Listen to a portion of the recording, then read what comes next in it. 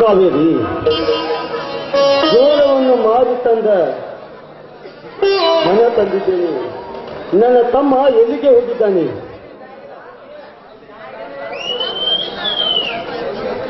ಬಾರಪ್ಪ ಸಹೋದರ, ಎಲ್ಲಿಗೆ ಹೋಗಿದ್ದೆ? ಅದನ್ನ ಕೇಳಲ್ಲ ನೀನ್ ಯಾರು? ಇರಲಿ ಬಿಡು.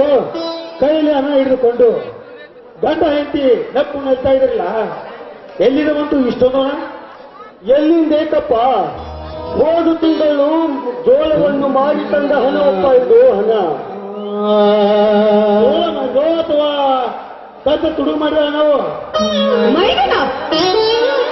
ಏನ್ ಮಾತಾಡ್ತಾ ಇದೆಯಪ್ಪ ನೀನು? ನಿಜಾನ ಹೇಳ್ತಾ ಇದ್ದೀನಿ. 2 ವರ್ಷದ ಹಿಂದೆ 20 ಚಿನ್ನ 2 ಲಕ್ಷ ರೂಪಾಯಿ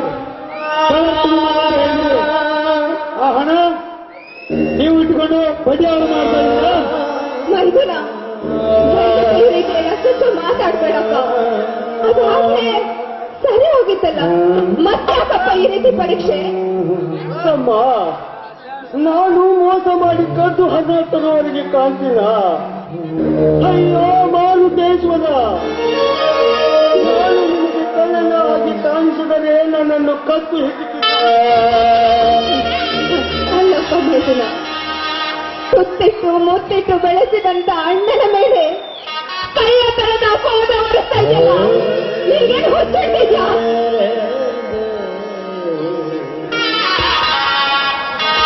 ತಮ್ಮ ಅಂತ ದಾಬಿಕೆ ಪ್ರೀತಿ ತೋರಿಸಿ ಸುಳ್ಳು ಅಂತ ನಟಿಸಿ ಕೊನೆಗೆ ಈ ಮನೆಯಿಂದ ನಾನು ಹೊರಗಾಕಬೇಕಾ ನಿಮ್ಮ ಪ್ಲಾನ್?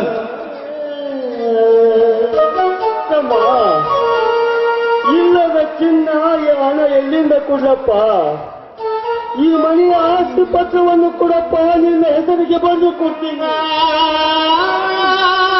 ನೋಡಪ್ಪ, ಅಣ್ಣ ತಮ್ಮಂದಿರ ಮಧ್ಯೆ ನಿಮ್ಮ ಪ್ರೀತಿ ಮಧ್ಯೆ ಯಾರೋ ಹುಳಿ ಹೇಳ್ತಾ ಇದ್ದಾರೆ. ಈ ಮಾತನ್ನ ದಯವಿಟ್ಟು ಕೇಳ್ಬೇಡ.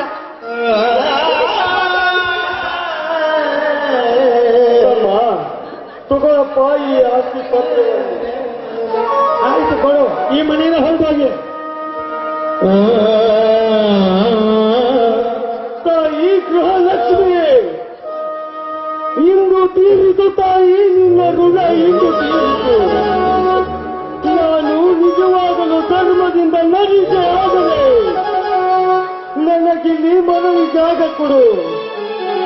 ಇಲ್ಲವಾದರೆ ನನ್ನನ್ನು ಬೀದಿ ಬಿಕಾರಿಯನ್ನಾಗಿ ತಿರುಗಿಸು.